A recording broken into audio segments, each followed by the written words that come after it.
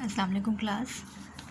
आज लेक्चर 2 हम लोग करेंगे जिसमें हमारा टॉपिक होगा order of a matrix. Previous lecture में हमने देखा था कि मैट्रिक्स क्या होता है। रेक्टेंगुलर अरे of numbers is called matrix. ठीक है, जैसे कि ये मैंने एक मैट्रिक्स लिखा हुआ है। फिर उसके बाद हमने देखा कि कॉलम्स एंड रोज़ क्या होता है।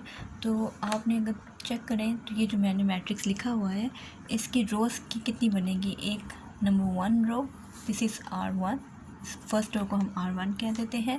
दिस इज़ सेकंड रो, ये आपकी सेकंड रो है, इसको हम R2 कह देते हैं। ठीक है, तो इसका मतलब है इस मैट्रिक्स की कितनी रोज़ हैं, 2 रोज़ हैं। अब हम कॉलम्स पे चलते हैं, इसके कितने कॉलम्स बनते हैं।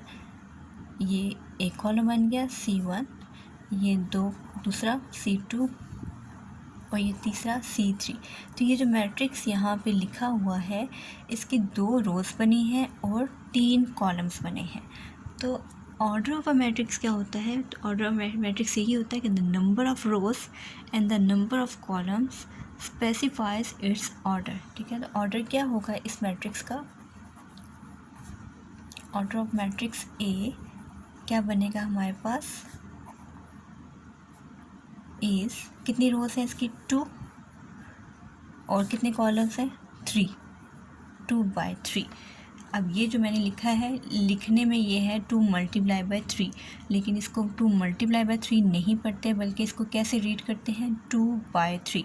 कोई भी मैट्रिक्स हो और लिखा हुआ हो उसका ऑर्डर 2/3 है, 2 × 3, तो हम उसको रीड कैसे करेंगे 2/3। और अगर ऐसा लिखा होगा तो हमें फ़ौरन पता चल जाएगा कि इस ए मैट्रिक्स की 2 रोज़ हैं और 3 कॉलम्स हैं। जो फर्स्ट नंबर होता है वो रोज़ को आइडेंटिफाई करता है, जो सेकंड नंबर होता है वो कॉलम्स को आइडेंटिफाई करता है।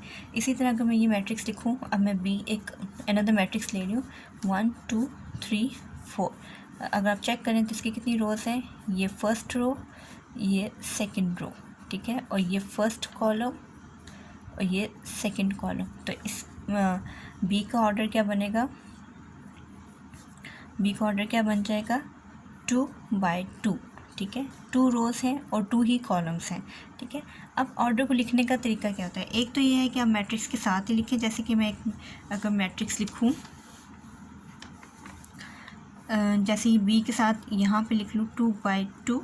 ठीक है, एक तो ये तरीका है और इसी तरह ऐसे भी लिखा जा सकता है। जैसे ये मैट्रिक्स था 1 2 3 4, तो यहाँ पे कॉर्नर पे साइड पे मैं इसका ऑर्डर लिखती हूँ 2/2।